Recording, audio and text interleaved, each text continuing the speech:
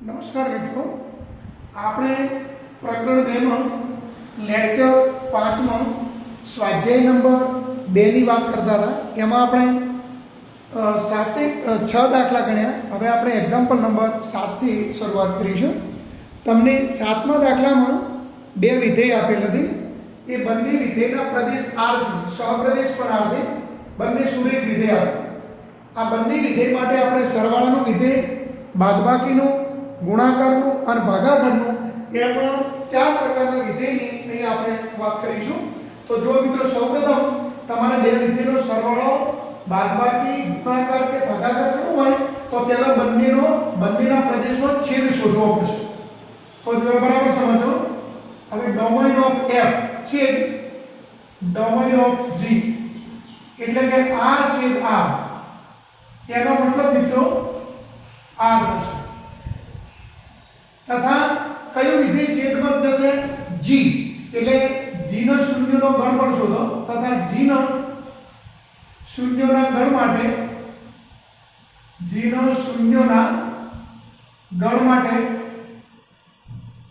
આપણે g of x બરાબર 0 લઈશું। એનો મતલબ 2x 3 બરાબર 0। એનો મતલબ મિત્રો એવો થશે x બરાબર 3 દુતિયાંશ। એટલે તમે zg બરાબર આ લખી શકશો, ગણમાં 3 દુતિયાંશ। આને કહેવાય વિધેય d નો શૂન્યનો ગણ। હવે આપણે સૌપ્રથમ સરવાળાનું વિધેય વ્યાખ્યાયિત કરીશું। હવે નંબર 1 f + g। હવે f + g નો પ્રદેશ શું થાય? df છેદ dt એટલે કે r જ થશે, 2r। અને f + g f(x) बराबर fx वत्ता gx। હવે મિત્રો આ બેનો તમારે કરવાનો છે સરવાળો, એટલે કે x + 1 + 2x - 3 કોનો જવાબ તમને આવો મળશે 3x - 2। એ જ પ્રમાણે નંબર 2 f - g એનો પ્રદેશ પણ મિત્રો r જ થશે, r to r એટલે f - g at x બરાબર fx - gx બરાબર x + 1 - 2x - 3 એટલે આનો મિત્રો અર્થ એમ થશે માઈનસ માઈનસ પ્લસ થશે। એટલે હું આમ લખું તો ચાલશે -x + 4। ગુણાકારનું તમને કીધું નથી, પણ જો ગુણાકારનું વિધેય મેળવવું હોય તો f * g એનો પણ પ્રદેશ r થશે, r to r। અને f * g at x બરાબર fx * gx। એટલે તમારે આ બંનેનો કરવાનો ગુણાકાર x + 1 * 2x - 3 બેનો સીધો ગુણાકાર કરો તો આવ થશે 2x * x એટલે 2x²। હવે 2x અહીંયા ગુણો તો 2x થાય, 2x - 3x એનો મતલબ -x થાય અને અંતે -3 થશે। આ ત્રણે ત્રણ વિધેયના જે પ્રદેશ છે ને એ તમારે df છેદ dt એટલે કે r થશે। હવે આપણે વાત કરીશું ભાગાકારની। તો ભાગાકારના વિધેયનો પ્રદેશ મિત્રો આવી રીતનો હોય। Number 4 f/g। f/g નો પ્રદેશ આવી રીતનો યાદ રાખવાનો, df છેદ dt અને એમાંથી બાદ કરવાનું zg। હવે df છેદ dt એનો મતલબ તો મિત્રો આ થાય અને zg નો મતલબ 3 દુતિયાંશ। તો તમે આમ લખી શકશો r - ગણમાં 3 દુતિયાંશ થી r અને f/g at x બરાબર લખવાનું fx / gx। હવે fx નો અર્થ થશે x + 1 અને gx નો અર્થ થશે 2x - 3। તો આ પ્રકારનું વિધેય તમને મળશે। અહીંયા તમે x ની કિંમત 3 દુતિયાંશ લઈ શકતા નથી, કારણ કે 3 દુતિયાંશ અંદરથી બાદ કરે છે। આ રીતે તમે બે વિધેયમાં બૈધિક ક્રિયાની વાત કરી શકો। હવે જો મિત્રો એક્ઝામ્પલ નંબર 8 માં અહીં વિધેય z, અહીં વિધેય f from z to z fx = ax + b આવું તમને એક સુરેખ વિધેય આપેલું છે। આ સ્ટુડન્ટ વિધેયમાં આપણે a b ની કિંમત શોધવાની છે, મતલબ કે વિધેયનું સૂત્ર જ્ઞાત કરવાનું. એના માટે પક્ષમાં તમને વિધેય f એ ક્રમયુક્ત જોડ સ્વરૂપે આપેલું છે. કુલ 4 ક્રમયુક્ત જોડ આપેલી છે. તમને 2 આપેલી હોય ને તો પણ તમે a b ની કિંમત શોધી શકો. હવે આમાંથી કોઈ પણ 2 ક્રમયુક્ત જોડ પસંદ કરો, આ બે તમે ગમે તે પસંદ કરી શકો. જો હવે બરાબર સમજો. હવે 1 1 belongs to f, તો આનો મતલબ મિત્રો એવો થાય કે f of 1 બરાબર 1 થાય. હવે f of 1 એટલે આમાં તમારે x ની કિંમત 1 મૂકવાની. તો મિત્રો શું બનશે? a વત્તા b. એનો મતલબ એમ થાય a ગુણ્યા 1 એટલે a થાય. તો a વત્તા b બરાબર તમને 1 મળશે. આ સમીકરણ નંબર તમારે 1 આપી. હવે એ જ પ્રમાણે આપણે બીજી ક્રમયુક્ત જોડની વાત કરીશું, જેમ કે ક્રમયુક્ત જોડ 2 3 belongs to f. તો આનો મતલબ મિત્રો એવો થશે f of 2 બરાબર 3. બરાબર? હવે તમે આમાં x ની કિંમત મિત્રો 2 મૂકી દો એટલે તમને આવું મળશે 2a b equal to 3. શું કરવાનું? આમાં x ની કિંમત 2 મૂકવાની. તો f2 નો મતલબ કેવો થશે? અહીંયા તમે x ની કિંમત 2 મૂકી દો તો 2a b થાય. તો 2a b equal to 3. હવે તમે સમીકરણ 1 અને 2 નો લોપ કરો, મતલબ a b ની કિંમત શોધવા માટે. તો હું એમ કરું. હવે સમીકરણ 3 ઓછા સમીકરણ 1 કરતા 2 સમીકરણ 2 ઓછા સમીકરણ 1 એવું કરતા. તો જો મિત્રો 2a માંથી તમે a બાદ કરો એટલે a થાય, b માંથી b ઉડી જાય અને 3 માંથી 1 બાદ કરો એટલે તમને 2 મળે. હવે આ એની કિંમત જે તમને આ પ્રકારની મળી, જે તમે ગમે તેમાં મૂકી દો. સમીકરણ 2 માં મૂકો તો ચાલે, 1 માં મૂકો તો ચાલે. હું એમ કરું છું જે સમીકરણ 1 માં મૂકતા, જે 1 માં મૂકતા. હવે એની કિંમત આમાં માનો કે હું 2 મૂકી દઉં તો 2 + b બરાબર 1 એટલે તમને b ની કિંમત -1 મળશે. બરાબર? તો જો મિત્રો આમ a બરાબર 2 મળશે તથા b બરાબર -1 મળે. હવે માનો કે તમને વિધેયનું સૂત્ર જ્ઞાત કરવાનું કીધું હોય તો તમે fx બરાબર આવું લખી શકો. a ની કિંમત 2 મૂકી દો એટલે 2x - 1 મળે. હવે આમાં તમે x ની કિંમત 1 મૂકશો તો fx ની કિંમત 1 મળશે. x ની કિંમત 2 મૂકો તો 3 મળે. તમે 0 મૂકો તો -1 મળે અને -1 મૂકો તો તમને -3 મળે. બરાબર? આમાંની કોઈ પણ 2 જોડ લઈ અને તમે ગણતરી કરી શકો. માનો કે તમારે આ 2 જોડની ગણતરી કરવી હોય તો આનો મતલબ એમ થાય f0 બરાબર -1. હવે આમાં x ની કિંમત 0 મૂકો તો મને સીધી b ની કિંમત મિત્રો -1 જ મળી જાય અને બીજા ઉપરથી a કિંમત મૂકો એટલે તમને a મળે. એટલે તમે કોઈ પણ 2 જોડનો ઉપયોગ કરી શકો. હવે જો મિત્રો એક્ઝામ્પલ નંબર 9, આ દાખલો પરીક્ષા માટે એટલો બધો અગત્યનો નથી, કારણ કે આ જે એક્ઝામ્પલ છે એ ધોરણ 12માં જે તમારે સંબંધ અને વિધેય વિશે ભણવાનું છે એને અનુરૂપ મૂકેલો છે. રકમ આ રીતે છે: n થી n પરનો સંબંધ r બરાબર ગણમાં ક્રમયુક્ત જોડમાં ab such that a બરાબર b². આનો અર્થ સમજો કે જે બીજો ઘટક છે એ પહેલા ઘટકના વર્ગ જેટલો જો થતો હોય તો જ એની ક્રમયુક્ત જોડ તમે સંબંધમાં r માં લખી શકો. આ રીતે વ્યાખ્યાયિત છે. અહીંયા a અને b બે પ્રાકૃતિક સંખ્યાઓ છે. તો આ સંબંધ માટે નીચે આપેલા વિધાનો સત્ય છે કે અસત્ય છે એ નક્કી કરો. નંબર 1, પ્રત્યેક a belongs to n માટે a belongs to r. તો આ વિધાન એ મિત્રો અસત્ય છે. કેમ અસત્ય તેનું તમને કારણ જણાવો. આ વિધાન અસત્ય છે કારણ કે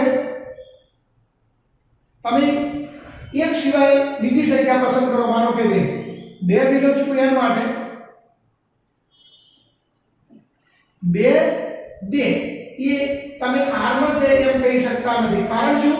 કારણ કે જે બીજો ઘટક છે ને પહેલા ઘટકનો શું થવો જોઈએ? વર્ગ થવો જોઈએ. 2 belongs to n માટે 2 નો વર્ગ does not equal to શું થાય મિત્રો? 2 થાય. કોઈ 4 બરાબર 2 થાય ના. તેથી તમે એમ કહી શકો. તેથી 2 નામની ક્રમયુક્ત જોડ સંબંધ r માં આવે નહીં. બરાબર? માટે આપેલું વિધાન કેવું છે? અસત્ય છે. હવે આપણે મિત્રો બીજાની વાત કરીશું. આ બીજું જે તમને વિધાન આપેલ છે એ પણ અસત્ય છે. આ વિધાન અસત્ય છે, કારણ કે આપણે એવું ધારી લઈએ કે ક્રમયુક્ત જોડ AB બિલોંગ્સ ટુ R છે, તો પછી એનો મતલબ મિત્રો એવો થાય A બરાબર B સ્ક્વેર. હવે જો A બરાબર B સ્ક્વેર હોય તો કોઈ B બરાબર A સ્ક્વેર થાય? ના થાય. માટે આ શક્ય નથી. એક તમને ઉદાહરણ આપું, કારણ કે આપણે એમ કરો AB બિલોંગ્સ ટુ R છે ને, એટલે હું એમ કરું A બરાબર B સ્ક્વેર છે, એટલે આપણે આ પ્રકારની એક જોડ લઈએ 4 અને 2, બરાબર. હવે આ જે 4 છે ને એ વાસ્તવમાં 2 નો વર્ગ કહેવાય. અને તમે એ જુઓ A બરાબર શું છે? B square. તો 4 2 બિલોંગ્સ ટુ R છે, પરંતુ એનાથી ઊંધું 2 4 બિલોંગ્સ ટુ R નથી, બરાબર. કારણ એ કે તમે અહીંયા જે 4 લખો છો એ બીજા ઘટકનો વર્ગ છે, પણ અહીંયા જે તમે 2 લખો છો એ બીજા ઘટકનો વર્ગ નથી. કારણ એનું તમને કહું, કારણ કે બીજા ઘટકનો વર્ગ એટલે કે 4 નો વર્ગ does not equal to 2 થાય. એટલા માટે આ વિધાન અસત્ય છે. હવે આપણે ત્રીજી વાત કરીશું. ત્રીજામાં તમે આવા બે ઉદાહરણ, મતલબ કે A B belongs to R અને B C belongs to R લો, તો એનો મતલબ એમ થાય A બરાબર B સ્ક્વેર થાય, અને આનો મતલબ મિત્રો એવો થાય B બરાબર C સ્ક્વેર. હવે A બરાબર B સ્ક્વેર અને B બરાબર B સ્ક્વેર બરાબર C, તો એના ઉપરથી મિત્રો તમે એવું ના કહી શકો કે A બરાબર C સ્ક્વેર. એટલે આ વિધાન સત્ય નથી. આપણે ઉદાહરણ દ્વારા આની ચકાસણી કરીશું. તમે તેને એમ લખી દો વિધાન અસત્ય છે, કારણ કે હવે આપણે ઉદાહરણ લેવાનું. જો AB belongs to R ક્યારે થાય? પહેલો ઘટક જે છે A એ બીજા ઘટકનો વર્ગ હોય ત્યારે. હું આવી રીતનું મિત્રો પસંદ કરું છું 16 અને 4, એટલે 4 નો વર્ગ કેટલો થાય? 16. તો તમારી શરતનું પાલન થઈ ગયું? હા. તો belongs to R. હવે એક પ્રમાણે હું એમ લઈશ 4 અને 2 આ પણ belongs to R છે. છતાંય 16 અને 2 એ R માં નથી. હવે કેમ R માં નથી? એનું હું તમને કારણ કહું. કારણ કે તમે આ બીજો જે ઘટક છે એનો વર્ગ કરો, 2 નો વર્ગ, એટલે 2 નો વર્ગ કોઈ મિત્રો 16 થાય ના. તો માટે આ ત્રીજું વિધાન જે છે એ પણ સત્ય નથી. હવે આ તમે જે દાખલો કર્યો એનું એક તમને બીજી રીત થોડીક સમજાવું. અહીંયા A B આ બે પ્રાકૃતિક સંખ્યાઓ છે, બરાબર. હવે આપણે એમ કે આ જે સંબંધ છે એને હું યાદી સ્વરૂપે લખું.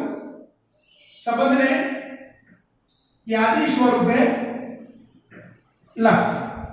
હવે આ સંબંધને તમે યાદી સ્વરૂપે લખશો એટલે મિત્રો આવું મળશે. જુઓ, હું માનો કે પહેલા 1 મૂકું તો 1 લખી શકાય. હવે આપણે A બરાબર B સ્ક્વેર લેવાનું. માનો કે હું B ની કિંમત 2 મૂકું તો અહીંયા થશે 4, બરાબર. સમજો 4 2 નામની ક્રમયુક્ત જોડ આની અંદર આવશે.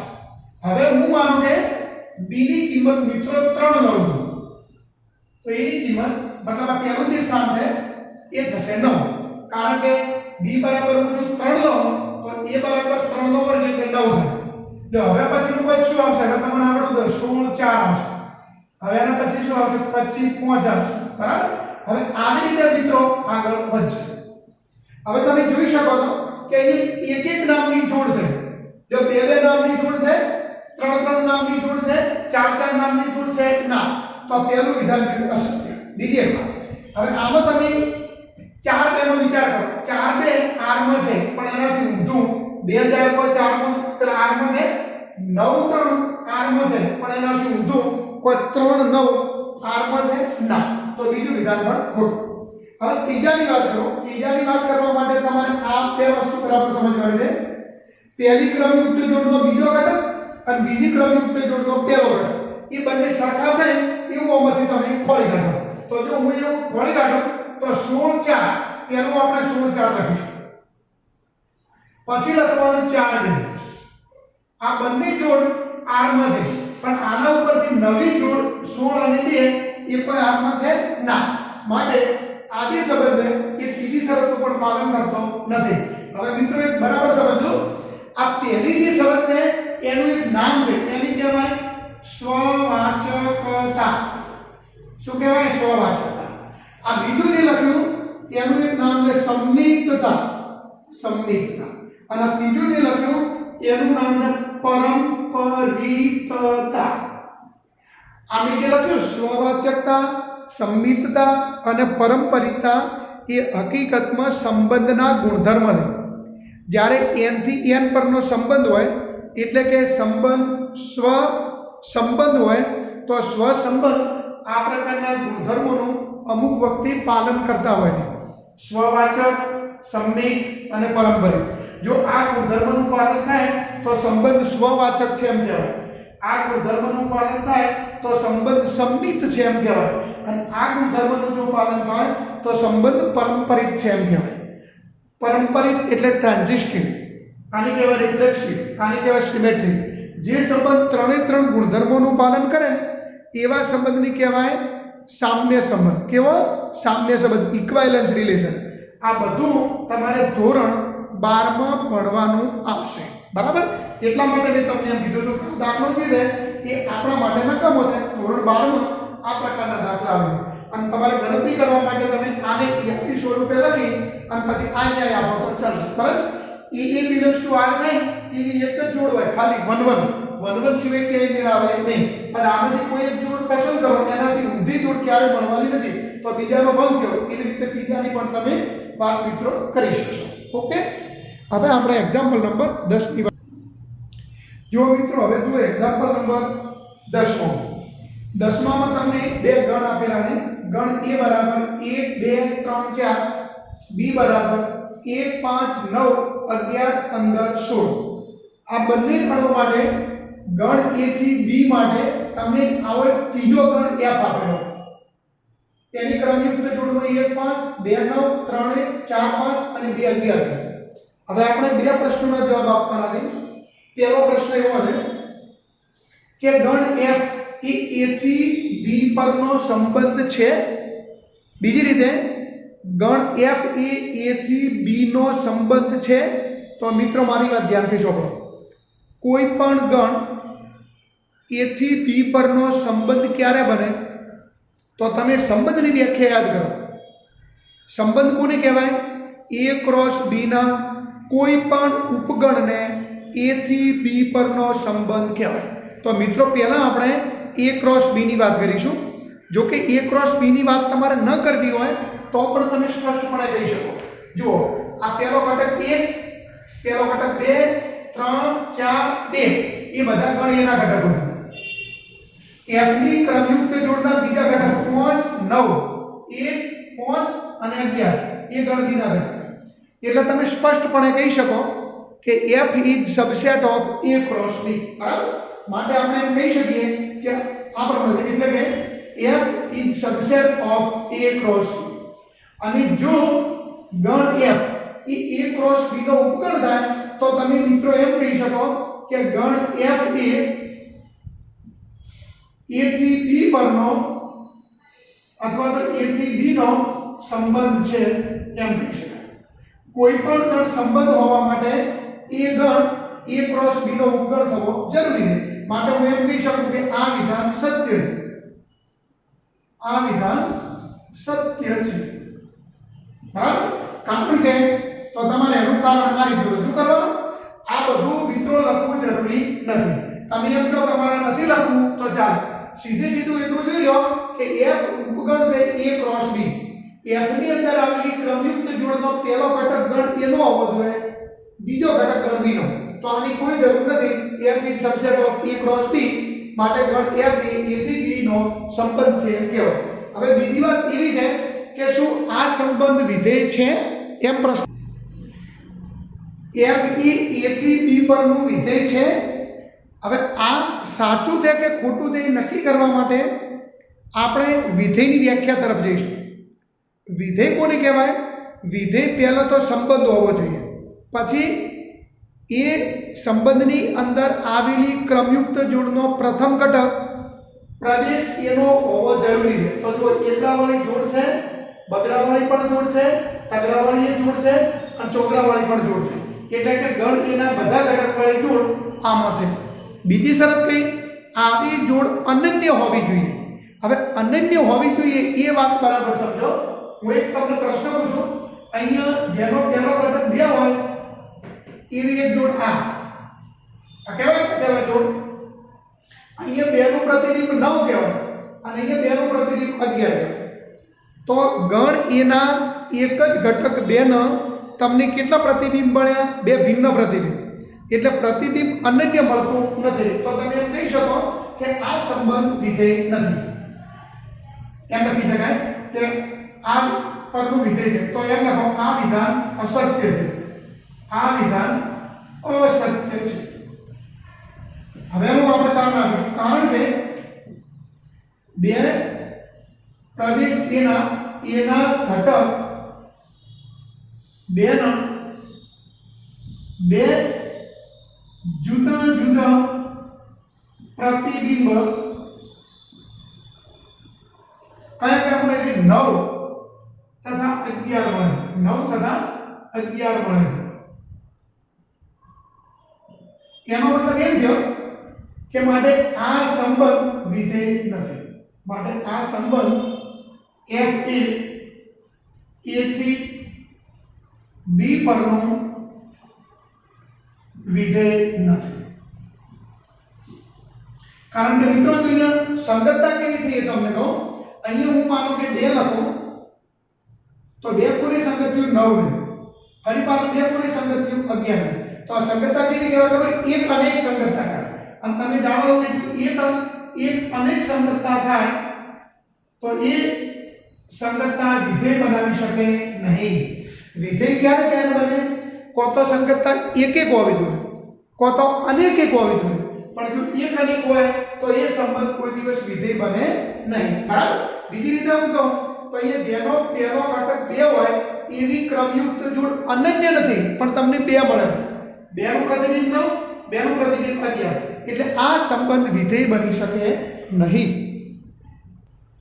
હવે જો મિત્રો એક્ઝામ્પલ નંબર 11 તમને રકમ એવું આપેલ છે ગણ f subset z cross z. જે ગણ કોઈ પણ 2 ગણના કાર્ટેશિય ગણનો ઉપગણ હોય, કાર્ટેશિય ગુણાકારનો ઉપગણ હોય એ સંબંધ કહેવાય. એટલે f is subset of z cross z એનો એક બીજો અર્થ એમ થાય f એ z થી z પર વ્યાખ્યાયિત સંબંધ છે. હવે આ સંબંધનું તમને ગુણધર્મ સ્વરૂપ આપે છે ક્રમયુક્ત જોડમાં એબી, ક્રમયુક્ત જોડમાં એબી અને બીજું આપેલ છે a + b such that a અને b belongs to z. આપણે પહેલા એ નક્કી કરવાનું છે કે આ સંબંધ વિધેય છે કે નહીં. તો જુઓ મિત્રો, સંબંધ વિધેય ક્યારે ના બને? એમાં તમે આ રીતનું નક્કી કરી નાખો કે સંબંધ f ની અંદર આવેલી ક્રમયુક્ત જોડનો પહેલો જે ઘટક છે એના તમને 2 જુદા જુદા પ્રતિબિંબ મળે. જો આવું બનતું હોય, આવું જો તમે એક ઉદાહરણ પકડી પાડો તો તમારો જે સંબંધ છે એ વિધેય બની શકે નહીં. આપણે એમ કહીએ, હું જે એવી 2 સંખ્યાઓ શોધી કાઢું કે જેમનો ગુણાકાર મિત્રો 1 થાય અને જો 1b belongs to z છે એટલે તમને કિંમત ઋણ લેવાની પણ છૂટ છે. તો જો હું આ રીતનું કરું છું, જો હવે a ગુણ્યા b બરાબર 1 થાય તે માટે 2 શક્યતાઓ તમને મળશે. તે માટે હું a બરાબર 1 લઈ શકું અને b બરાબર 1 પણ લઈ શકાય. અથવા આ પણ વિચારી શકાય a બરાબર હું -1 લઉં અને b બરાબર પણ -1. તમે જુઓ 1 લેશો તો ગુણાકાર 1 થશે, -1 -1 લેશો તો પણ ગુણાકાર 1 થશે. આ વખતે તમારે આ બેનો મને સરવાળો કરવાનો, સરવાળો કહેવાનો છે. આ વખતે તમે a + b નો વિચાર કરો. જો 1 લઉં તો a + b નો મતલબ 2 અને જો મિત્રો -1 લઉં તો a + b નો અર્થ માઇનસ 2 થાય. તો આનો મતલબ એમ થાય કે આમ બે ક્રમયુક્ત જોડ કઈ ગઈ જો a ગુણ્યા b બરાબર 1 મૂકીશ પણ a વત્તા b બરાબર 2 મૂકીશ તથા એ જ પ્રમાણે બીજી ક્રમયુક્ત જોડ a ગુણ્યા b બરાબર 1 અને આ બેનો સરવાળો લખો માઈનસ 2. હવે આ બંને જોડ આ તથા આ એ સંબંધ f માં છે, સંબંધ f માં મળે છે. આવી તો કેટલીય જોડો છે પણ આપણે સંબંધ વિધેય નથી એ બતાવવા માટે એક ઉદાહરણ પર્યાપ્ત છે. તો આનો મતલબ એમ થયો કે જેનો પ્રથમ ઘટક 1 હોય એવી ક્રમયુક્ત જોડ સંબંધ f માં અનન્ય મળતી નથી. બીજી રીતે એકના પ્રતિનિધિ તમને કેટલા મળ્યા 2 મળ્યા. તો જો આનો મતલબ એમ થયો કે f માં ઘટક f માં જેનો પ્રથમ ઘટક 1 હોય તેવી બે ભિન્ન જોડ મળે છે. બીજી રીતે હું કહું એટલે કે એકના ઘટક એમ લખું એટલે કે ઝેડના ઘટક એકના બે ભિન્ન પ્રતિબિંબ કયા કયા મળે છે 2 તથા -2 મળે છે. એનો મતલબ એ થયો કે માટે આ સંબંધ વિધેય નથી. હા, તમારે માત્ર એક જ ઉદાહરણ આપવાનું. આ સિવાય બીજા ઉદાહરણ મિત્રો આપી શકાય એ હું ચર્ચા આના પછી તરત જ કરું છું. જો મિત્રો ખાલી સમજ માટે છે a ગુણ્યા b બરાબર આપણે માનો કે પહેલા 1 થાય એવું વિચારીએ. હવે a ગુણ્યા b બરાબર 1 થાય એની શક્યતા ઉપર a અને b નું મૂલ્ય એક લો, a અને b બંનેનું મૂલ્ય -1 લો. તો આ વખતે તમે સરવાળો કરશો 2 થશે અને અહીંયા સરવાળો કરશો તો -2 થશે. તો આના ઉપરથી તમને ક્રમયુક્ત જોડ 2 મળે, 1 2 અને 1 -2. તમે આ બે ઉદાહરણ રજૂ કરો તો તમે બીજી વાત માનો કે તમે a ગુણ્યા b બરાબર 2 લેવા માંગો તો પણ તમને a b નો મૂલ્ય આ રીતે મળે, a બરાબર 1 b બરાબર 2, a બરાબર 2 b બરાબર 1 એ પાછું એનું જ થશે એટલે એ નથી લખ્યું, a બરાબર -1 b બરાબર -2. તો એવી તમને જોડ 2 મળશે. જો 2 તો 3, 2 તો -3. 4 ની વાત કરો ને 4 ની તો તમને આવી 4 જોડ મળશે. જો 4 માટે 1 4 લ્યો, 2 2 લ્યો, -1 -4 લ્યો કે -2 -2. બરાબર? દરેક વખતે તમે આનો સરવાળો કરી લો 5 અહીંયા 4 અહીંયા -5 અહીંયા -10 તો તમને જોડ કેવી મળે 4 5 4 4 4 5 4 તમે કોઈ પણ બે જોડોમાં રજૂ કરી શકો. હવે ખબર પડી મિત્રો? તો આમાંથી તમે ગમે તે ઉદાહરણ આપો તો ચાલશે. હવે આપણે એક્ઝામ્પલ નંબર જો મિત્રો હવે એક્ઝામ્પલ નંબર 12મો એટલે કે સ્વાધ્યાયનો છેલ્લો દાખલો. એમાં તમને આવો એક ગણ આપે છે 9 10 11 12 વિધેય f from a to n f of n બરાબર n નો મહત્તમ અવિભાજ્ય આપે. એટલે તમારે મિત્રો શું કરવાનું, પહેલા જે સંખ્યા આપેલ ને એ સંખ્યાના તમારે બધા અવયવ શોધી કાઢવાના અને એ અવયવમાં જે મોટામાં મોટો હોય અને પાછો અવિભાજ્ય હોય એ જવાબમાં લખવાનું. જેમ કે હું તમને 9 ની વાત કરું f9 તો 9 ના ટોટલ અવયવ કયા કયા 1 3 અને 9. આ 1 3 ની 9 માં અવિભાજ્ય અવયવ કયો 3 અને એ સૌથી મોટો ગણવો પડે કારણ બીજો તો કોઈ છે નહીં. આ 9 એ તો વિભાજ્ય કહેવાય. બરાબર? એટલે આનો જવાબ મિત્રો તમને કેટલો મળશે 3 મળશે. હવે હું આ જ રીતે આપણે n બરાબર 10 માટેની વાત કરીશું. n બરાબર 10 માટે f of n બરાબર શું લખું તો તમે પહેલા એમ કરો 10 ના અવયવો લખો. જો મિત્રો 10 ના અવયવો કયા કયા 1 2 5 અને 10. જો આમાં સૌથી મોટામાં મોટો અવિભાજ્ય હોય એવો અવયવ કયો તો 5. તો આનો જવાબ મિત્રો તમને 5 મળશે. હવે n બરાબર 11 માટે એ હવે હું સીધું લખી દઈશ f 11 એટલે 11 ના અવયવ કેટલા 2 1 અને 11 એમાં અવિભાજ્ય વન મોટામાં મોટો કયો તો 11. એના પછી આપણે 12 ની વાત કરીશું. n બરાબર 12 f ઓફ 12. એટલે મિત્રો 12 ના અવયવ કયા કયા? 1 2 3 4 6 અને 12. એ પૈકી મોટામાં મોટો અવિભાજ્ય કયો તો 3. બરાબર. હવે એ જ રીતે આપણે n બરાબર 13 ની વાત કરીશું. એટલે 13 ના અવયવ કયા કયા? 1 અને 13. એ પૈકી મોટો અવિભાજ્ય કોણ તો 13. આ યાદ રાખો મિત્રો, અવિભાજ્ય અવયવ કોને કોને કહેવાય? 2 3 5 7 11 13 પછી 17 પછી 19 એના પછી 23 ડેશ ડેશ ડેશ. આ બધા જે અવયવ છે ને એ બધા અવિભાજ્ય અવયવ કહેવાય. જે અવયવને માત્ર ને માત્ર બે જ અવયવ મળતા હોય, એક સંખ્યા જે પોતે અને બીજો એક, એવી સંખ્યાઓને અવિભાજ્ય સંખ્યાઓ કહેવાય.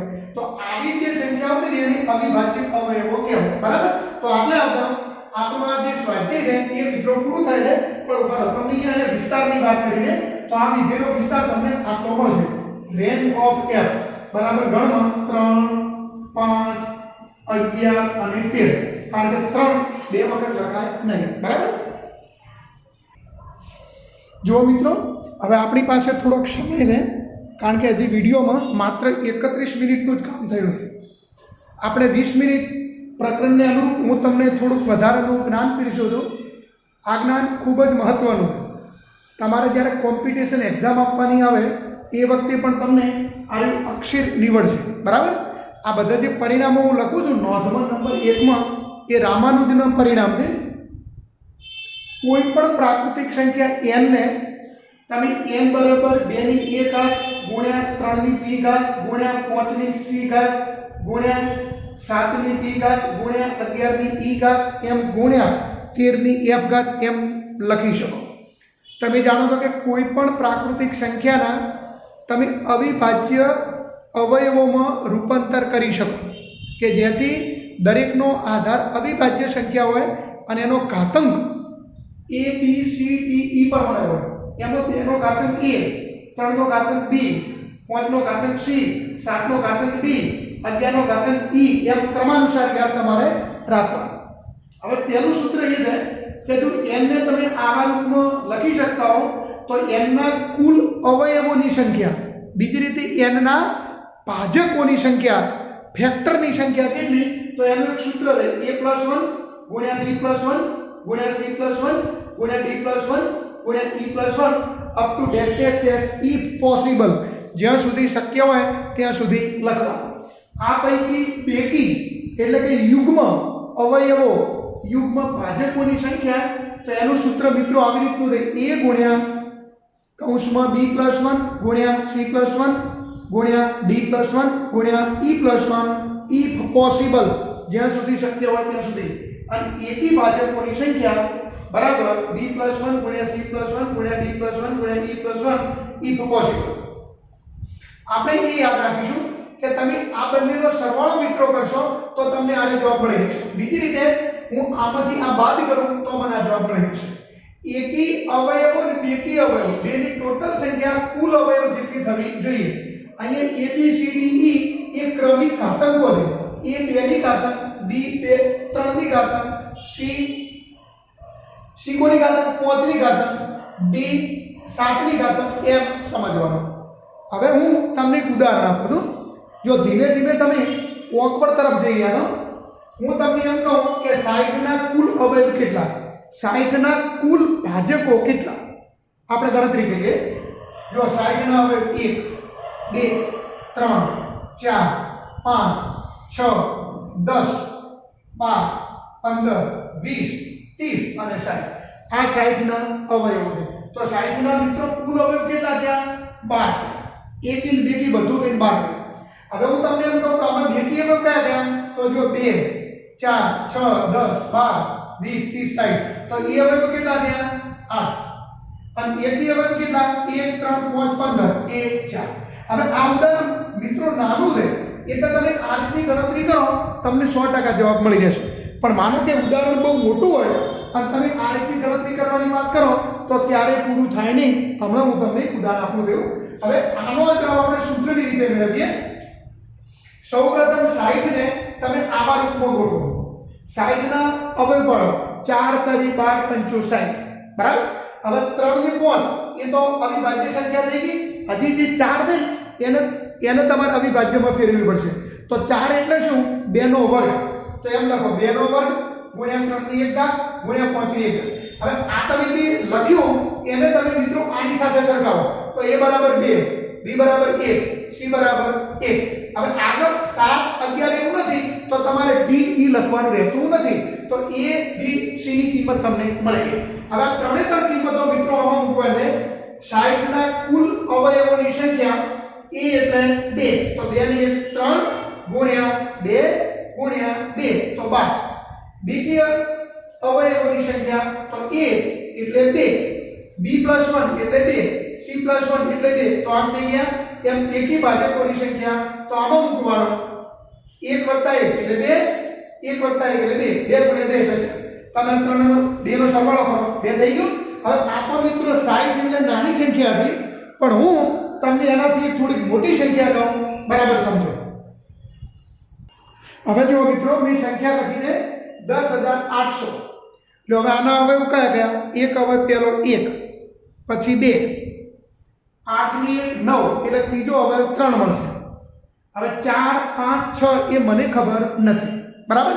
હવે આવી રીતના તમે અવયવ લખવા દેશો તો આ બોર્ડ જે છે નિયમ લખતું છે ફોનની દીવાલ ઉપર પહોંચશે અને વચમાં કદાચ એવું બની શકે કે તમે ભૂલી પણ દો, તો આવા સમયે આપણી આ જે મૌખિક રીત છે એ ન કામ આવે। તો એ વખતે તમારે આ જે રામાનુજનના જે સૂત્રો આપેલ છે એનો ઉપયોગ મિત્રો તમારે કરવો પડશે। તો જો હું તમને જે કહું એ બરાબર તમે ધ્યાનથી સાંભળો। તો આના ભાજકો કેટલા એ આપણે માટે ગણવું છે। તો આના ભાજકોની સંખ્યા લખતા પહેલા તમારે આમ કરવું પડશે 10800, બરાબર। હવે આ તમે જે 10800 મિત્રો જે લખ્યો એને હું આમ લખી શકું 2 ની 4 ઘાત ગુણ્યા 3 ની, એ તમારે જાતે કેલ્ક્યુલેટરનો ઉપયોગ કરી અને મિત્રો મેળવી લેવાનો। 5 ની કેમ લખે? પાછળ તો 0 આવે તો સમજવાનું 5 નો ઘાતક હોય, એટલે તમે 25 ગુણ્યા 3 કરી 9 27 ગુણ્યા 2 ની 4 ઘાત એટલે 16, આ તેનો ગુણાકાર કરો આટલું થશે। તો આના પરથી મિત્રો તમને m ની કિંમત કેટલી મળી? સોરી m નહીં, a ની કિંમત તમને મળી 4, b ની કિંમત મળી 3 અને c ની કિંમત મળી 2, બરાબર। માટે 10800 ના કુલ અવયવો, બીજી રીતે કુલ ભાજકો, તો કુલ ભાજકોની સંખ્યા આટલી થશે। a ની કિંમત તમને 4 મળી તો 4 ને 5 લખું છું, પેલું 5, પછી 3 ને 1 4, 2 ને 1 3, તો મને જવાબ આટલો મળશે 4 તરી 12 પંચો 60। કુલ કેટલા અવયવો મળશે મિત્રો? તમને 60 અવયવો મળશે। હવે હું એમ કહું કે બેકી અવયવો, બેકી અવયવો, તો બેકી અવયવોની સંખ્યાનું સૂત્ર આવું છે, એનો મતલબ 4 ગુણ્યા ફરતી 4 3, 4 ચોક 16 તરી 48। હવે તમને એમ કીધું કે એકી અવયવો, તો એકી અવયવ જે બાકી વધ્યા છે એટલે કેટલા થશે મિત્રો? 12, બરાબર। હવે આમાં તમને ખબર પડી, જો આના ઉપર હું તમને બીજા દાખલા એવી રીતના પૂછું કે જેમાં તમારે વિધેયનો ઉપયોગ કરવો પડે। જો મિત્રો મેં હવે આના ઉપરથી તમને થોડું હોમવર્ક આપ્યું, કારણ કે મેં તમને જે ભણાવ્યું એનું હવે આપણે ઉપયોજન કરવાનું છે ગણિત પર।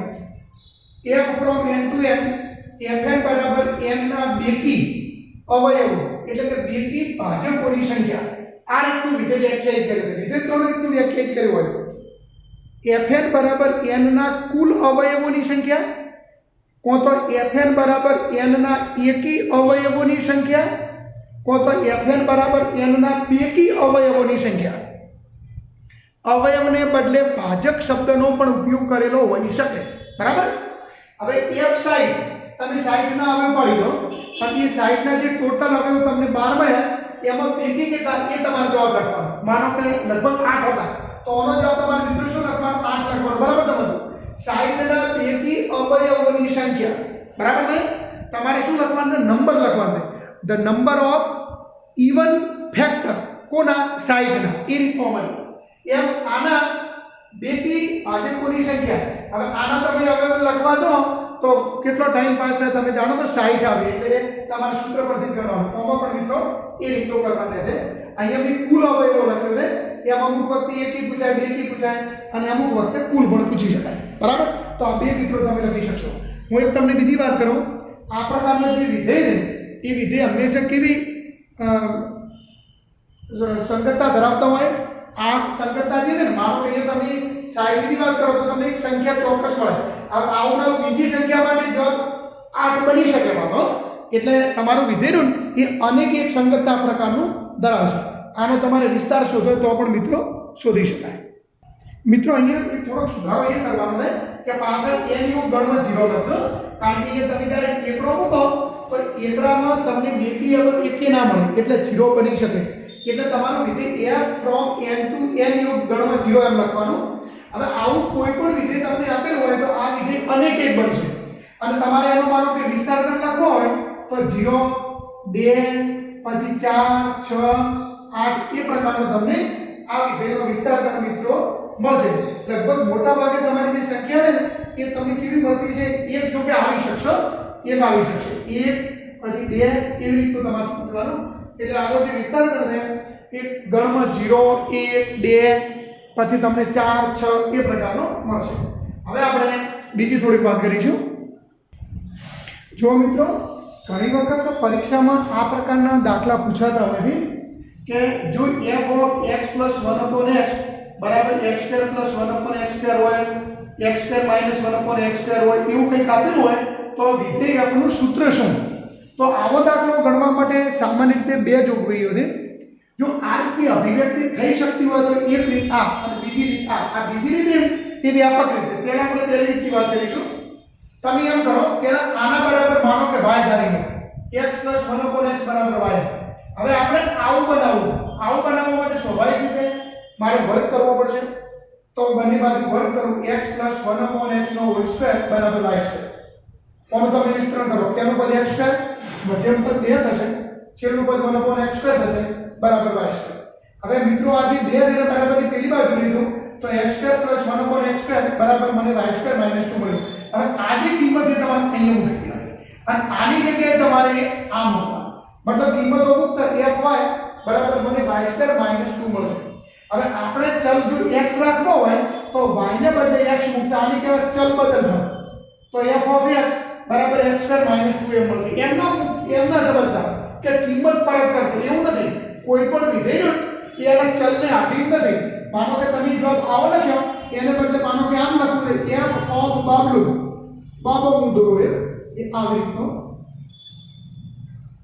તો એનો મતલબ શું થાય આ બાબલાનો વર્ગ થાય અને ઓછા 2 આમ બરાબર એટલે વિધેયનું ચલને આધીન નથી તમે તેને લખશો તો એક રીત આ રીત બીજી રીત વ્યાપક રીત છે એ તમારે કોઈ પણ દાખલા મારી ચાલશે પણ એ અમુક વખતે થોડીક તમને લેન્થી પણ પડશે જેમ કે અહીંયા પણ તમે પહેલા આના બરાબર y ધારી બરાબર હવે આવું એક બીજું મારા સમીકરણ મેળવવાનું છે જેમ અહીંયા પ્લસ છે એવું મેં કોની વાત કરી માઈનસ બરાબર તો આ અભિવ્યક્તિથી તમે પરિચિત છો x - 1 / x નો વર્ગ કોનો મતલબ મિત્રો શું થાય x સ્ક્વેર - 2 + 1 / x સ્ક્વેર એવું તમે ઓનું સાદું આપો પહેલું પદ x સ્ક્વેર મધ્યમ પદ +2 છેલ્લું પદ 1 / x સ્ક્વેર હવે 2 માંથી 4 બાદ કરો તો બે બાજુ બેલેન્સ થઈ ગયું બરાબર એટલે મેં આજે લખ્યું આ એક નિત્ય સંખ્યા માની અને તમારે કાયમી યાદ રાખવાનું હવે આની જગ્યાએ મિત્રો આપણે y મૂકીશું તો જવાબ આવશે y સ્ક્વેર - 4 બે બાજુ તમે વર્ગમૂળ લઈ લો તો આવું થશે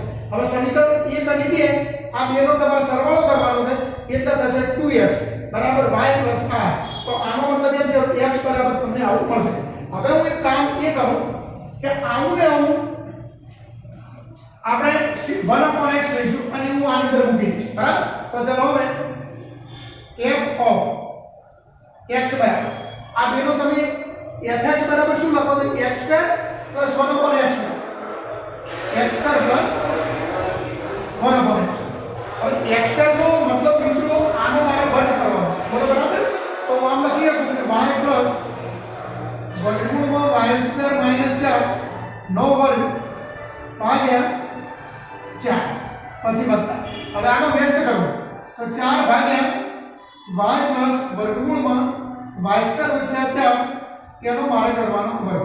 હવે આનું તમે મિત્રો થોડુંક સાદુરૂપ આપો. જો મિત્રો સાદુરૂપ થોડુંક થાવ છે એટલે મેં સીધો જ આપી દીધું છે x વર્ગ એટલે આનો મારે વર્ગ કરવાનો, 1/x વર્ગ એટલે આનો વ્યસ્ત કરીને વર્ગ કરવાનો. હવે બરાબર સમજો. આનો તમને જે છેદ મળ્યો y + વર્ગમૂળમાં y² - 4, આની તમે અનુબંધ કરવી પડે છેદને ગુણો. જો y + વર્ગમૂળમાં y² - 4 ની અનુબંધ કરવી શું થાય? y - વર્ગમૂળમાં y² - 4 પાછળનો વર્ગ. તો ઉપર એવું થયું. હવે નીચે કેમ ઉડી ગયો? કારણ કે તમે ત્યારે આવું લખશો y + વર્ગમૂળમાં y² - 4 અને આની અનુબંધ કરણી આવી આવે y - વર્ગમૂળમાં y² - 4. આ બેનો મિત્રો તમે ગુણાકાર કરો તો તમને આવો મળશે. કોનો મતલબ શું થાય? 4 થાય. અને ઉપર વર્ગ રહે એટલે ટોટલ જવાબ કેટલો થાય? 16. હવે આ 4 અને નીચે 16 આવે તો 4 આવે. કોનો તમે સાદુરૂપ આપશો એટલે fy બરાબર આવું મળશે. હવે ચલ બદલશો એટલે તમને તમારો જવાબ મળી જશે. આ રીતનું થયું. હવે આવું એક તમને બીજું કહું. જો મિત્રો આ બીજા નંબરનો જે દાખલો છે એમાં જે તમે પહેલી રીતે જે ગણ્યો હતો ને x + 1/x બરાબર ધારી પછી એ રીતનો હવે વર્ગ કરે એમ અહીંયા મેળ નહીં આવે. જ્યારે માઇનસ હોય ત્યારે રીત તમારે આ રીતથી કરવાની. તેનો તમે આના બરાબર કંઈક ધારી લો બરાબર મારો છે y. હવે f ઓફ y બરાબર x² ઓછા આ રીતે. હવે આની અભિવ્યક્તિ ઉપર માપાત થઈ શકશે નહીં મિત્રો. એટલે તમે એમ કરો x - 1/x લખો અને બીજી બાજુ x + 1/x x + 1/x બરાબર. હવે આમાં તમારે ગમે તે બાજુ મારે વર્ગમૂળ લખી અને આનો મેળ લાવવો પડશે. તો જો એમ કરો x - 1/x એના બરાબર તો y લખી શકાય, પણ આના બરાબર હું એમ લખું છું x - 1/x નો વર્ગ વત્તા લખો 4 એટલે બેલેન્સ થઈ ગયું ઉપરનું. હવે આનો મતલબ થશે y અને આનો મતલબ થશે y² + 4. તો તમને મિત્રો fy બરાબર આવું મળ્યું. હવે તમે ચલ બદલશો એટલે આવું થશે fx બરાબર x ગુણ્યા વર્ગમૂળમાં x² + 4. તો આનો જવાબ મિત્રો આ રીતનો તમારે લખવાનો હશે f ઓફ x બરાબર x ગુણ્યા વર્ગમૂળમાં x² + 4 એ પ્રકારનું તમને મળશે. બરાબર. આ જ રીતના બીજા હવે હું તમને 2-3 હોમવર્કમાં જો મિત્રો હવે મીટર તમને 2 ગણાવે તેમ આ રીતનો ત્રીજો તમારે ગણવાનો. જો અહીંયા વચમાં બાદબાકી આવે તો પહેલા પ્રમાણે નહીં ગણી શકાય, બીજા પ્રમાણે ગણવાનું. આના તમારે 2 આવે પાડવાના x - 1/x અને x + 1/x. હવે x + 1/x બરાબર માનો કે તમે y ધાર્યું છે તો અંદર દૂર એની અભિવ્યક્તિ કરવાની એટલે તમને આવું મળશે. આ દાખલો જે છે એ પહેલી માફક 2 રીતે ગણી શકાય. x - 1/x બરાબર y ધારી અને તમે જે ગોઠવણી કરતા તેમ કરવાની રહી છે. અમુક વખતે આવા દાખલા ઘનમાં પણ પૂછાતા હોય અને ઘરનું પૂછાય એટલે આ સૂત્રનો તમારે ઉપયોગ કરવાનો રહેશે. જેમ કે f ઓફ x + 1/x બરાબર x³ + 1/x³ હોય તો સાબિત કરો કે fx બરાબર x³ - 3x. તો પહેલા તમે આના બરાબર મિત્રો y ધારી લો. પ્લસ આવે ને એટલે y ધારી લેવાનું, પ્લસ કે માઈનસ ગમે. જો સામે તમારે જવાબ પ્લસમાં લાવવાનો હોય માઈનસમાં ન લાવવાનો હોય તો પહેલી રીત પ્રમાણે તમારે કરવાનું, હવે પાડવાની જરૂર નથી. તો અહીંયા આપણે આના બરાબર y મૂકીએ તો fy બરાબર x³ + 1/x. હવે મિત્રો મેં આની ગોઠવણી કરી એ ઘન વત્તા b ઘન બરાબર a વત્તા b નો હોલ ઘન માઈનસ bab કૌંસમાં a વત્તા b. e એટલે x સમજો, b એટલે 1/x. તો આનો મતલબ મિત્રો આના પરથી તમે આ લખી શકશો. હવે x + 1/x નો ઘન તેનો મતલબ y ઘન. આની જગ્યાએ હું 3y મૂકું પછી મિત્રો તમે ચલ બદલી દેજો એટલે તમને જવાબ આવો મળશે x ઘન - 3x. જો હવે મિત્રો માનો કે તમને fx બરાબર x + 1/x - 1 કે આવું કોઈ પણ વિધેય આપેલું હોય અને તમને માનો કે આવું શોધવાનું કીધું તો 1/x. તો મિત્રો એ બરાબર ધ્યાન દોજો. અહીં f ઓફ 1/x તમે એવું ના માનતા કે આનો વ્યસ્ત કરી નાખો ના થઈ જાય. એનો મતલબ આમ થાય તમે વ્યસ્ત કરો ને એટલે 1/fx. આ 1/fx નથી, f ઓફ 1/x આ ભેદ સમજો. હવે fx નો મતલબ આવો છે fx એટલે x + 1/x - 1. હું એમ કહું કે f 10 તો 10 + 1 ભાગ્યા 10 - 1. હું એમ કહું કે f k તો k + 1 ભાગ્યા k - 1. હું એમ કહું કે f ઓફ 1/x તો x ના સ્થાને તમારે મિત્રો શું મૂકવાનું 1/x મૂકવાનું. અહીંયા પણ 1 upon x માઈનસ 1. હવે તમે આનું થોડુંક સાદું રૂપ આપી દો, લસા લઈ લો x, એવાનો છેદમાં પણ લસા x. હવે આ તમે જે લખ્યું એ અને આ બેમાં બહુ જાજો ફરક નથી. માનો કે હું છેદમાંથી માઈનસ ચિહ્ન કોમન લઈ લઉં તો મને મિત્રો આવું મળશે. તો આનો મતલબ તમે આમ લખી શકો કે f ઓફ પેલો minus f of x, f of 1 upon x બરાબર શું સાબિત થયું? Minus f of x. બરાબર. હવે હું એક તમને બીજી વાત કહું આમાં. જો મિત્રો હવે તમને વિધેય fx બરાબર આવું આપે છે, એના માટે તમારે f of x plus 1 upon x minus 1 શોધવાનું. આજે કે x આગળ વિધેય f નું સૂત્ર કહેવાય, તમારે આ ચલ આગળ વિધેય f નું સૂત્ર શોધવાનું. બરાબર. તો બરાબર ધ્યાન દો. પહેલા fx નું સૂત્ર બરાબર હોય f તો x plus 1 upon x minus 1. હું એમ કહું કે f કૌંસ, તો આનો મતલબ મિત્રો શું થાય? કૌંસ plus 1 ભાગ્યા કૌંસ minus 1. હવે કૌંસ તે લખ્યું એના મતલબ તમારે આ બધો જથ્થો સમજવાનો. જે અહીંયા તમે x બોલો એ x ને બદલે તમારે શું મૂકવાનું? x plus 1 upon x minus 1. એટલે ખબર તો પડી જતી હોય ડાયરેક્ટ તો સીધું લખવાનું, અથવા તમારે કૌંસ બોલવાનું અને પછી કૌંસની જગ્યાએ જુદી કિંમત મૂકી દેવાની. આનો મતલબ શું થાય? f કૌંસ બરાબર કૌંસ plus 1 ભાગ્યા કૌંસ minus 1. હવે કૌંસ એટલે આ કિંમત. હવે આમાં તમે લસા લઈ લો તો x plus 1 plus x minus 1 એવોનો છેદમાં લસાઅ x plus 1 માઈનસ કૌંસમાં x minus 1 થશે. ઉપરનો મતલબ એમ થશે 2x થશે. છેદમાં x ઉડી જશે, તમને 2 મળશે. એટલે જવાબ શું મળ્યો? x મળ્યો. જો કે આને તમે મિત્રો તદે વિધેય તરીકે પ્રવર્તી શકો I at f. હવે જે પ્રદેશ આપ્યા હોય એ તમારે નીચે લખો તો લખી શકશો. એટલે એમ કીધું હોય કે જો fx બરાબર આવું હોય તો સાબિત કરો કે આ એક તદે વિધેય છે તો તમે x સુધી લાવી અને ચાલશે. એ રીતનું સમજવાનું રહેશે. હવે માનો કે મિત્રો તમને એવું કીધું હોય કે fx બરાબર log x બિન ગમે તે રાખવાનો, આગે વર્ગમૂળ x સ્ક્વેર માઈનસ 4 આ વિધેયનો પ્રદેશ શોધો. તો પ્રદેશ શોધવા માટે પહેલા તમને વિધેય log x આવે. તો જો અહીં log of x વ્યાખ્યાયિત થાય તે માટે x ની કિંમત મિત્રો કેવી આવશે? ગ્રેટર ધેન 0 તથા વર્ગમૂળમાં x સ્ક્વેર માઈનસ 4 વ્યાખ્યાયિત થાય તે માટે વર્ગમૂળની અંદરની જે કિંમત છે x square minus 4 greater than or equal to 0 થવું. પણ તમે જાણો છો કાર્યની છેદમાં એટલે આપણે અહીંયા ઇક્વલ ટુ 0 લખી શકીએ નહીં. બરાબર. તો ફાઇનલી હું પછી તમને એમ કહીશ કે માટે fx વ્યાખ્યાયિત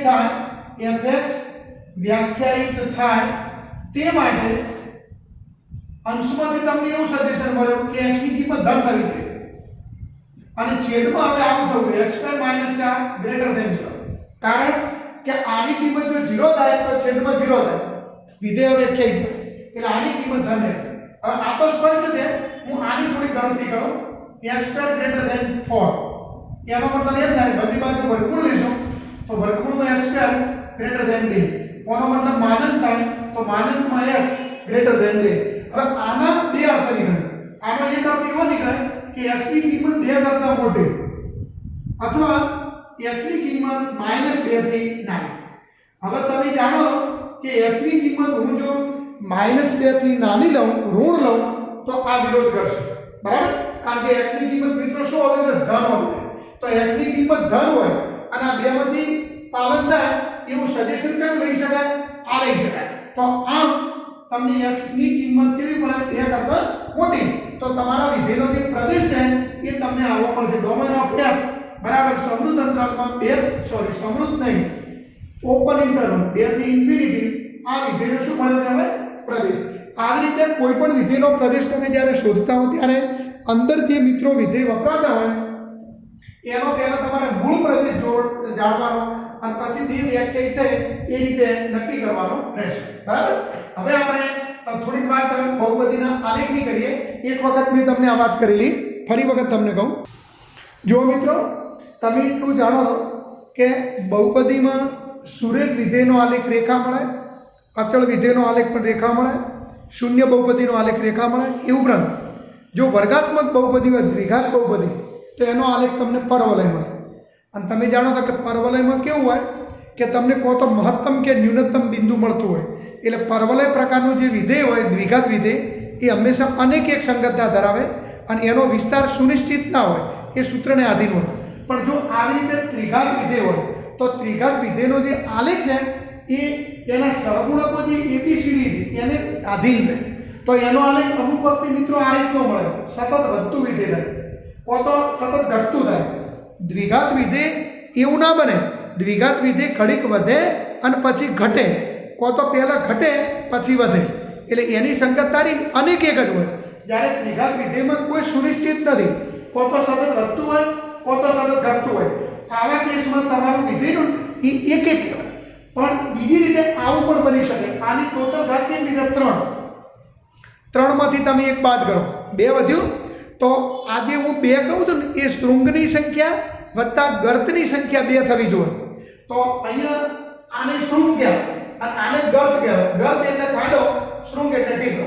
તો શરૂઆતના ગાળામાં વિધેય કેવું થયું? ઘટતું, ફરી પાછું વધતું, ફરી પાછું ઘટતું. તો આમાં મિત્રો કેવું બને? વધે ઘટે વધે, કો તો ઘટે વધે ઘટે. એટલે આમાં આ વિધેય કે છે એની સંગતતા કેવી બનશે? અનેક એક બનશે. અને આ વિધેયનો જે વિસ્તાર છે એ મિત્રો કેવો થશે? r થશે. કેવો થશે? r. કોઈ પણ ત્રિઘાત વિધેયનો વિસ્તાર હંમેશા r થાય, આ યાદ રાખો. પણ એની જે સંગતતા છે એ એક અનેક નક્કી કરી શકાતું નથી. આ જ પરિસ્થિતિ ચતુર્ઘાત, પંચઘાત, ષષ્ઠઘાત દરેકમાં થાય. માનો કે તમને કોઈ એક સપ્તઘાત વિધેય આપેલ છે, તો કો તો એ વધતું હોય કો તો ઘટતું હોય, કાં તો પછી સપ્તઘાત છે એટલે 7માંથી તમે એક બાદ કરો એટલે 6 આવશે. તો શૃંગની અને ગર્તની સંખ્યાનો સરવાળો મહત્તમ રીતે 6 થાય. હું એમ નથી કહેતો કે 3 શૃંગ અને 3 ગર્ત હોય જ, એવું હું નથી બોલતો. અમુક વખતે એવું પણ બને કે કો તો વિધેય સતત વધતું હોય કો તો સતત ઘટતું હોય, અથવા તો મહત્તમ શૃંગ અને ન્યૂનતમ શૃંગ એ બેની સંખ્યાનો સરવાળો તમને 6 મળે. બરાબર? એમ હું તમને કહું. એટલે બહુપદી વિધેયનો આલેખ એ તમને હૃદયના કાર્ડિયોગ્રામ જેવો મળે. આ આલેખ દોરવો થોડોક મુશ્કેલ થાય, એના માટે તમારે વિકલનનો ઉપયોગ કરવો પડે અને ટર્નિંગ એટલે કે વળંક બિંદુ શોધવા પડે.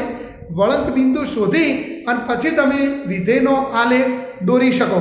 એના માટે એના અક્ષો સાથેના છેદબિંદુ પણ શોધવા પડે, ત્યારે તમને એનો આલેખ મળે. એટલે આ રીતે થોડીક ટફ થાય, ઓકવર્ડ થાય.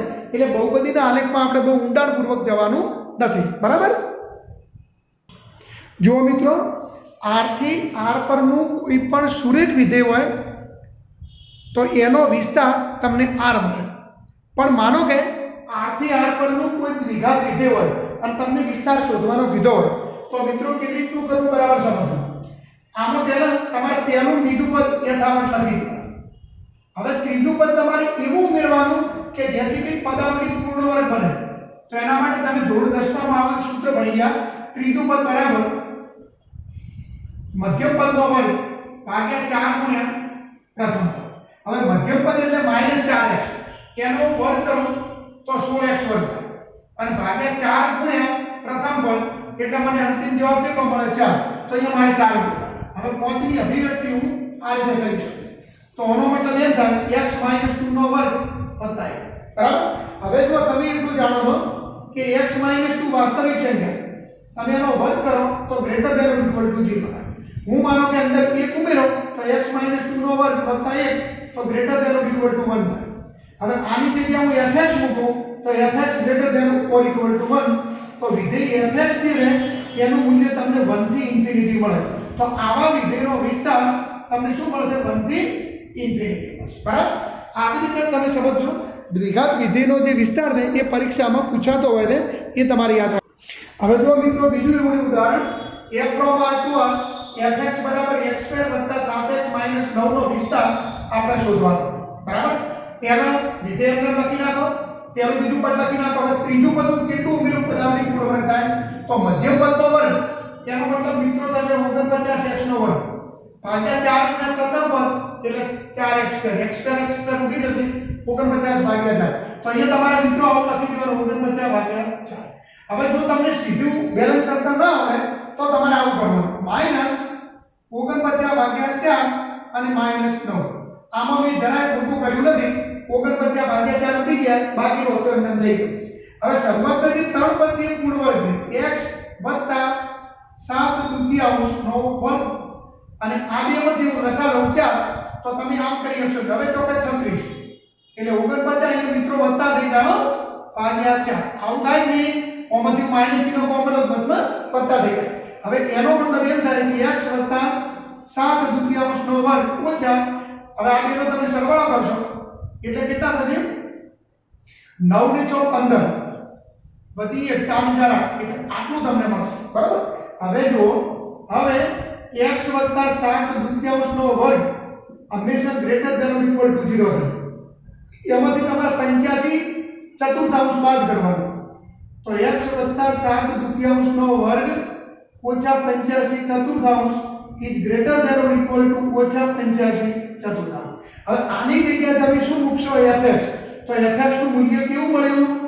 -85 ભાગ્યા 4 થી મોટું તો તમે એનો મતલબ એમ કરી શકો કે fx belongs to closed interval -85 ભાગ્યા 4 થી ઇન્ફિનિટી તો આ વિધેયનો વિસ્તાર રેન્જ ઓફ f બરાબર તમને -85 ભાગ્યા 4 અને ઇન્ફિનિટી મળશે આ પ્રકારના દાખલા વર્ગાત્મક વિધેયવાળા દાખલા પરીક્ષામાં ખૂબ મહત્વના છે અને આ ખાસ તમારે યાદ રાખવાના આટલે આપણા મિત્રો પ્રકરણ આપણું 2 પૂરું થયું બરાબર કોમન પ્રકરણની અંદર તમને જે થિયરી આપેલી છે બિલકુલ ઓછી આપેલી છે હજી તમને એક મહત્વની વાત કરું બે વિધેયના સંયોજિત ક્રિયા એ આપેલી નથી એ મુદ્દો શીખવો બહુ જરૂરી હોય છે પણ અંદર આપેલો નથી